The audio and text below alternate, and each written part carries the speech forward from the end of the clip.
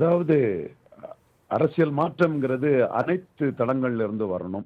கீழ்மட்டத்திலிருந்து வரணும். எல்லா மட்டத்திலயும் இருக்கணுங்கிற எண்ணத்தின் அடிப்படையில அண்ணாமலை இத அறிவிச்சிருக்கிறாரு. நான் அன்னைக்கு அவரோட பேச்ச முழுமையா கேட்டேன்.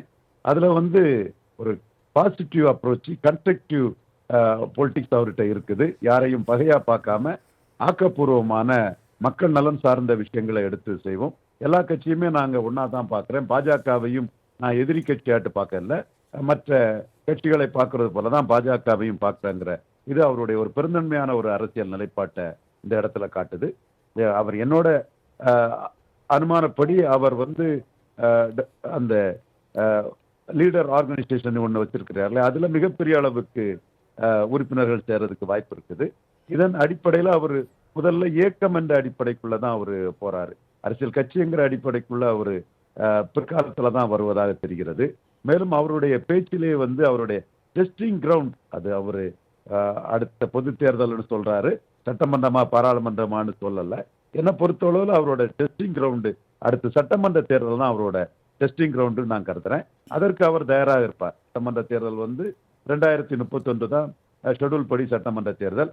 எய்தர் விஜய் ஆர் எலெக்ஷன் என்ற சூழ்நிலையில வந்து விஜயை ஆட்சியை கலைச்சிக்கிட்டு புல் மெஜாரிட்டிக்காக சட்டமன்ற தேர்தலை எந்த நேரத்திலும் கொண்டு வரலாம். ஆக சட்டமன்ற தேர்தல் எந்த சூழ்நிலையில எந்த நேரத்துல வருதோ அந்த நேரத்துள்ள களத்துக்குள்ள அரசியல் கட்சியாக இறங்க வேண்டும் என்ற ஒரு திட்டத்தோட இன்றைக்கு ஒரு அரசியல் இயக்கமாக தன்னை முன்னிறுத்துறாரு. இதற்கு எந்த அளவுக்கு வரவேற்பு இருக்கிறதுன்னு பார்க்கணும். மிகப்பெரிய அளவு வரவேற்பு இருக்குன்னு தான் நான் கருதுறேன். நேற்றைய தினம் அவருடைய பிறந்தநாள் விஷயங்கள் கூட வந்து மிகப்பெரிய அளவு கொண்டாடப்பட்டது. அது அரசியல் எந்த அதிகாரத்திலும் பதவியிலும் இல்லாத ஒருத்தருக்கு இந்த அளவுக்கு தமிழ்நாட்டில் பிறந்தநாள் கொண்டாடப்படும் என்றால் அது அண்ணாமலைக்கு வந்து மிகப்பெரிய அளவில் பிறந்தநாள் கொண்டாட்டம் இருந்தது.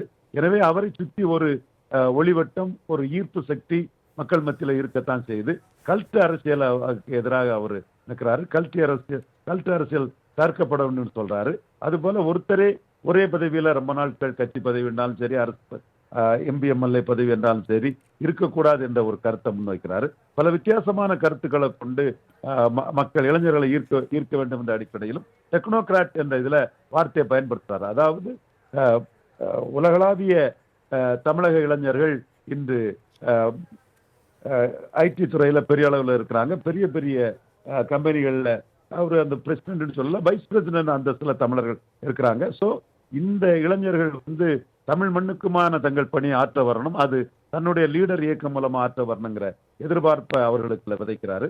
ஸோ ஒரு மக்கள் திரட்டக்கூடிய ஒரு ராணித்தேனியாக இருந்து அதை திரட்டி அவர்களை அரசியல் படுத்தி அரசியல் அரங்கத்திற்குள் டெஸ்டிங் கிரவுண்ட் ஆக 2031 களமாக வைத்து ஏற்கனவே சொன்ன மாதிரி எப்பொழுது சட்டமன்ற தேர்தல் வருதோ அதை களமாக வைத்து களமாட வேண்டும் என்ற ஒரு திட்டத்தோடு இருக்கிறார். என்னை பொறுத்தவரையில் விஜய் அவர்களின் வெற்றி அண்ணாமலைக்கு பெரிய நம்பிக்கையை கொடுத்திருக்கிறது என்றே நான் கருத்துகிறேன்.